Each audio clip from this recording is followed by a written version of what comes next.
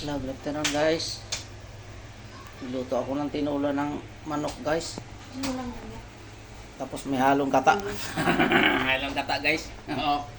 Kita mo guys. Ha? Sarap yan guys daw eh. Ha? Ha? Diba? Guys. Wait. Lagyan ng kata yan guys. Manok. Diba guys? May manok yan. Eh, with ano? Kata. Tikman natin guys. Pag masarap. Diba? Tanghalian. Mamaya-maya. Kain na tayo. Tikman natin guys ha. Asim-asim. Masarap talaga guys.